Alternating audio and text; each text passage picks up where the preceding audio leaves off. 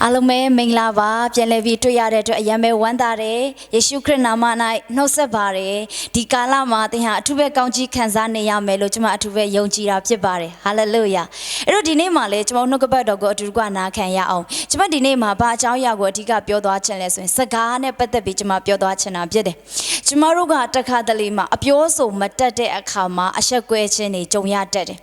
စကားတွေမပြောတတ်တဲ့အခါမှာတချို့သောနေရာတွေမှာကျွန်တော်တို့ပြဿနာတွေကြုံရတတ်ကြတယ်အဲ့တော့ကျွန်တော်တို့ကိုနှုတ်ကပတ်တော်ကနေစကားနဲ့ပတ်သက်ပြီးကျွန်တော်တို့ဘယ်လိုမျိုးပြောရမလဲဆိုတဲ့အရာကိုနှုတ်ကပတ်တော်ထဲကနေလည်းကျွန်တော်တို့အတူတူကလေ့လာသွားကြမှာဖြစ်ပါတယ်အာမင်အဲ့တော့အရင်ဆုံးယေရမိအနာဂတိကျမ်းခန်းကြီး1ထဲမှာကျွန်မအရင်ဆုံးဖတ်ချင်ပါတယ်ခန်းကြီး1အငယ်9မှာလက်တော်ကိုဆန့်၍ငါနှုတ်ကိုတို့တော်မူလျက်သင်ဤနှုတ်၌ငါစကားကိုငါတွင်ထားပြီးကြည့်ရှုလောသင်သည်နှုတ်ပယ်ဖြိုခ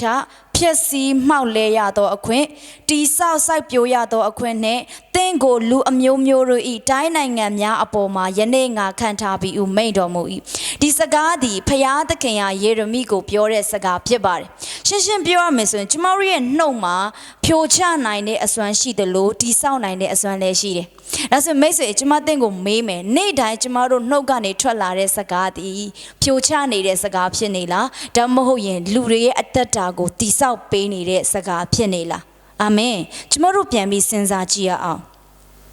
နောက်ထပ်ကျမ်းစာမှာဘာပြောလဲဆိုရင်တော့သုတ်တန်ကျမ်းအခန်းကြီး7အငယ်18မှာဘာပြောလဲဆိုရင်တန်လျက်နဲ့ထိုးတကဲ့သို့စကားပြောတတ်သောလူတချို့ရှိ၏ပညာရှိတို့၏ရှာမှုကအနာကိုပင်ပျောက်စေတတ်၏လို့ပြောတယ်ဟာလေလုယာနောက်တစ်ခုသုတ်တန်ကျမ်းအခန်းကြီး15မှာပဲအငယ်1မှာဘာပြောလဲဆိုရင်ဖြင်းညင်းသောစကားသည်စိတ်ကိုဖြေတတ်၏ကြမ်းတမ်းသောစကားမူကားအမျက်ကိုနှိုးဆော်တတ်၏အငယ်၄မှာဖြင်းညင်းသောရှာသည်အသက်ဖြစ်၏ကြမ်းတမ်းသောရှာမူကားစိတ်နာစေတတ်၏လို့ပြောတယ်အဲ့တော့ကျမတို့ရဲ့စကားသည်လူတွေအတွက်စိတ်ဖြေရာရောက်တယ်လို့ကျမတို့ရဲ့စကားသည်လူတွေရဲ့အမျက်ကိုလည်းနှိုးဆော်ပေးတတ်တာဖြစ်တယ်နောက်တစ်ခုကကျမတို့ရဲ့စကားကြောင့်နော်လူတွေရဲ့အသက်ဖြစ်စေနိုင်တယ်လို့ကျမတို့ရဲ့ရှာနော်ပြောလာတဲ့အရာဒီလူတွေကိုစိတ်နာစေတဲ့အရာဖြစ်စေနိုင်တယ်ဆိုတာကိုကျမတို့စကားမပြောခင်ပြန်ပြီးစင်ချင်ဖို့ရန်အတွက်လိုအပ်တာဖြစ်တယ်အဲကြောင့်သုတ်တန်ကျမ်းထဲမှာကျမတို့ကိုတွင်တင်ပေးထားတာဖြစ်တယ်ကျမတို့ပြောတဲ့စကားတွေဟာမိတ်ဆွေအရေးကြီးလားဆိုအရင်ပဲအရေးကြီးပါတယ်ဟာလေလုယာအဲကြောင့်ကျမတို့နှုတ်ကပတ်တော်ကလေးကတေးသေးချာချာတွင်တင်ထားတယ်ကျမတို့ပြောရမယ့်စကားသည်ဒီနေ့ကောင်းသောစကားဖြစ်ဖို့ရန်အတွက်လိုအပ်တယ်လူတွေအတွက်ဖြိုချပေးနေတဲ့စကားလူတွေကိုနစ်နာစေတဲ့စကားလူတွေကိုကဲ့ရဲ့စေတဲ့စကားအဲ့ဒီအရာတွေပြောတာထက်စာရင်ကျမတို့ဒီနေ့လူတွေကိုတိဆောက်ပေးတဲ့စကားကိုများများပြောဖို့ရန်အတွက်အရာမဲလိုအပ်တာဖြစ်ပါတယ်အာမင်အဲ့ဒီနေ့မှာကျွန်မအချက်၃ချက်ကိုအရင်ဆုံးပြောပြခြင်းနံပါတ်1ချက်အနေနဲ့ကျွန်တော်စကားမပြောခင်မှာအရင်ဆုံးပြန်ပြီးဆင်ခြင်ကြည့်ရအောင်ဒီစကားကိုကျွန်တော်တို့ပြောထုတ်တဲ့အခါမှာအခုနကျွန်မပြောသလိုကျွန်တော်တို့ရဲ့နှုတ်မှာဖခင်ကသူ့စကားကိုသွင်းထားပေးတယ်လို့ပြောတဲ့အတွက်ကြောင့်ကျွန်တော်တို့နှုတ်ကနေထွက်လာတဲ့စကားသည်အရေးကြီးတယ်ဖြိုချနိုင်တဲ့အစွမ်းရှိတယ်လို့တိဆောက်ပေးနိုင်တဲ့အစွမ်းလည်းရှိတယ်။အဲကြောင့်ကျမတို့စကားတစ်ခွန်းကိုပြောထုတ်တော့မယ့်အခါမှာပြန်ပြီးစဉ်းစားရအောင်။လူတွေအတွက်နစ်နာစေမယ့်စကားဖြစ်သွားမယ်။လူတွေအတွက်ဆုံးရှုံးစေတဲ့စကားဖြစ်သွားမယ်ဆိုရင်မပြောထုတ်ဖို့ရန်အတွက်လိုအပ်တယ်။ကိုပြန်လဲပြီးမှဒီနေ့ဆင်ခြင်ရအောင်။နံပါတ်2အချက်အနေနဲ့ကိုပြောတဲ့စကားကိုကျမတို့အထူးပဲတာဝန်ယူတတ်ဖို့လိုအပ်ပါတယ်။ဟာလေလုယာ။အဲ့တော့ဒီရနဲ့ပတ်သက်ပြီးကျွန်မနှုတ်ကပတ်တော်ဖတ်ချင်ပါတယ်ဓမ္မရာဇဝင်ပထမဆုံးအခန်းကြီး19အငယ်46မှာဗာပြောလဲဆိုရင်ထာဝရဘုရားသည်တင့်ကိုငါလက်၌ယနေ့အပ်တော်မူသဖြင့်တင့်ကိုငါတက်၍လက်ပင်ကိုဖျက်မိဖိလိတိဘိုချေအသေးကောင်းများကိုမိုးကောင်းကင်ညက်နှင့်တောသားရဲတို့အားယနေ့ငါပေးမိဣထေလအမျိုး၌ဘုရားသခင်ရှိတော်မူသည်ကိုမြေကြီးသားအပေါင်းတို့သည်သိရကြလိမ့်မည်လို့ပြောတယ်ဒီစကားကဒါဝိဒ်ကဒီနေ့ဂေါလိယက်ကိုမတိုက်ခင်မှာပြောခဲ့တဲ့စကားဖြစ်တယ်။ तू ပြောတဲ့အရာကဘာလဲဆိုရင်သင်ကိုငါတက်၍တဲ့လက်ပင်ကိုဖျက်မိတဲ့ပြီးတော့ဖိလိတိအသေးကောင်များကိုမိုးကောင်းကင်ညက်နဲ့တောသားရဲတို့အားယနေ့ငါပေးမိလို့ तू ပြောခဲ့တယ်။မတိုက်ခင်မှာ तू ပြောခဲ့တဲ့စကားဖြစ်တယ်။ကျမတို့ကလေတခါတလေမှာအပြောနဲ့အလုပ်မညီတဲ့အချိန်တွေအများကြီးရှိတယ်။အဲ့တော့ဒီမှာကြီးနေတဲ့သူလည်းရှိမှာပါတခါတလေကျမတို့ပြောတဲ့အတိုင်းကျမတို့ကိုယ်တိုင်လိုက်မလုပ်တဲ့အရာတွေလည်းရှိတယ်ကျမဘဝမှာလည်းရှိခဲ့ဘူးတယ်ကျမပြောတဲ့အတိုင်းကျမမလုပ်မိခဲ့တဲ့အရာတွေလည်းရှိတယ်ဒါပေမဲ့ဒီနေရာမှာကျမတို့တွေ့ရတဲ့ကဒါဝိဒ်ကသူပြောတဲ့စကားကိုသူဟာတာဝန်ယူတဲ့သူဖြစ်တယ် အာမင်သူကဖိလိတိလူကိုပြောတယ်တင့်ကိုငါတတ်မယ်တဲ့ပြီးတော့လေဘင်းကိုဖျက်မယ်ပြီးတော့ဖိလိတိဘိုးချေအသေးကောင်များကိုမိုးကောင်းကင်ညက်နဲ့တောသားရဲတို့အားယနေ့ငါပေးမီလို့ဒါဝိပြောတဲ့စကားအတိုင်းဒါဝိဟာဒီနေ့ဂေါလျက်ကိုနိုင်တဲ့အခါမှာသူပြောတဲ့စကားအတိုင်းသူဟာလှုပ်ဆောင်ခဲ့တာဖြစ်တယ်အဲ့တော့ကျမတို့ပြောတဲ့စကားကိုကျမတို့ကိုယ်တိုင်ကပြန်ပြီးတာဝန်ယူဖို့ရန်အတွက်လိုအပ်တယ်Hallelujah. In a go pure sagago ramako ta mashuna muso and meswe. Tomorrow saga pure ayadi, a day be mashiro bupede. In a tomorrow pure sagari tango. Tomorrow happy and we towing you that they say shiboyan at low at pibari. Amen. Number don't in it. Tomorrow saga pure so re a kama. No go on it and ye pure so boyan to a yame ye chibar. Tomorrow Lurines Sane, Pawinjima, Dolagao, a team mace, a pounding in a Tomosane, Kama. A mia pitch tomorrow pure pede ayari, ba jawales or loga ayavi pede. Hallelujah. How they not tomorrow a miazon tomorrow no gani, trade ayadi, loga ayavi pede.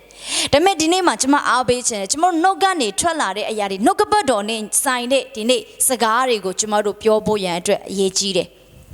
Amen. Mitasu de mawe pipi. No gaba doga piore. In each maru ha chema do du piede. In each maru ha chewa do du piede. Piada kinyata the miri piede. Aya alongo chumaru harini almian do du piede. A no gaba doga piore a yarigo. Chumaru no gani le pioto buya at lo ada piede. Chumaru no gani piore a yaga omapionai mabuhola. In a loga gia pietanari jive. In each maru no gani tralari a yago. Chumaru piambi ma in a piaule ya. No gabadone sign it sagari go pioso ya. Hallelujah. In each maris sagaja baptise lesson, lutiago, apise the low, lutiago, say that ja on low nine up yet. Miss Way, Chimaro pure sagariga, anye needed lutiago, apise nine.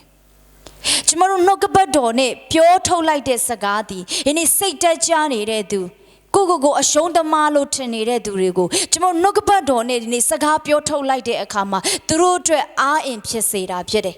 Not a coup. Chimoria sagadi. Dine loga ayari ne tomorrow pure to bima, lurigo say that jazz a meso, and in a chamaruga county shire do mohobu pede. Hallelujah. Tomorrow no gani dini trolare ayaga payaga pure thing no manga sagago nga turned up below pure to chow. In a pure tote sagago payada can when you paid up yet. A judge tomorrow no gap luri address in our piece boyan address low ade. Luri address say that just it is a gago tomorrow pure name mesa. Luri address county piece it is a gago, nyanya pure to ya. Not to kuga. Tomorrow is sagaja. Tomorrow a change made higher point. Tangajin at the day yanine. Hala, tomorrow Bawinjin ma, tomorrow Maso Pwechin api, Saga Piochin api, Maso at the day yanine the low. Tomorrow ye Sagaja, tomorrow ye Maso, tomorrow ye Mitazu, tomorrow ye Atai and wine, tomorrow ye Tangajin, at the Maso di Tema, tomorrow ye Sagata Quenja, Dine Yini Muri, relationship de Pietuana in a piede. I just sagata kondi aya yeji bare meswe. Hallelujah. Now sagata kwenjao tomorrow chicken mugo pandi nine. Amen. Sagata kwenjao chicken mugo pandi nine. Badumaso. Tomorrow lurega badumaso. Gogo akaula biora iago badumaso nita jara piede. Amen ayan maite ha mea ayan lare sadapje gogo account pure ayare go badumaso lo chen jare dame gogo piami tai khai lare saga go chumaro macha chimbu piede ajo chumaro saga ga luri no chumaro saga di ini achit takhu go phanti nain de lo chumaro saga jaung le chumaro achin chin yan tu re phit twa bo yan ati taw ma saga ga di nei tago pa ra piede ajo chumaro saga ma atat pare sura go ti tha bo yan atwat ayan me aye ji pare. Hallelujah. Payada Kenya di ne kaungi ne myeji go pensine akama. Tu wa no apye be pensingere. Tu di tepin phise lo pensine akama chumaro ye myin yare pawinjin ma di ne tepin sura phit la. Payada Kenya di ne ne la go phise lo pensine akama ine chumaro myin yare ne ne la sura phit la. Da so chumaro no ga ne pyo de aya dain di phit la. Hallelujah. Payada Kenya tomorrow go, Ari a con anago, let tomorrow a tidigo at tabede. Arasu tomorrow galley, ne Payada King, atare a con ana, ne piso, ne dure pide at rejao. Tomorrow no gane trolare ayadi, mesue, lay them up a gonwara hobu. In a pilama pide.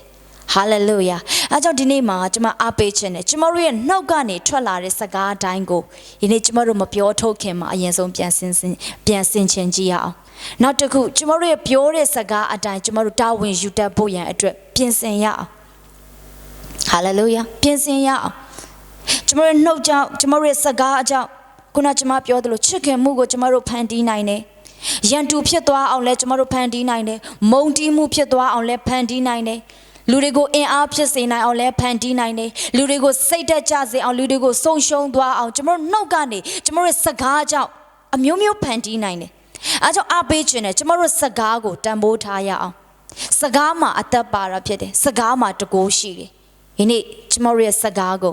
ပြန်ပြီးမှဒီနေ့အကောင်းဆုံးပြောထုတ်ရအောင်နှုတ်ကပတ်တော်နဲ့ညီတဲ့စကားကိုပြောထုတ်ရအောင်ဟာလေလုယာဒီနှုတ်ကပတ်တော်နဲ့ဒီမှာရှိတဲ့ညီကိုမတော်မအယောက်ချင်းစီတိုင်းကိုခွန်အားပေးခြင်းနဲ့အယောက်ချင်းစီတိုင်းပေါ်ဖျားရှင်အထူးပဲကောင်းချီးပေးပါစေ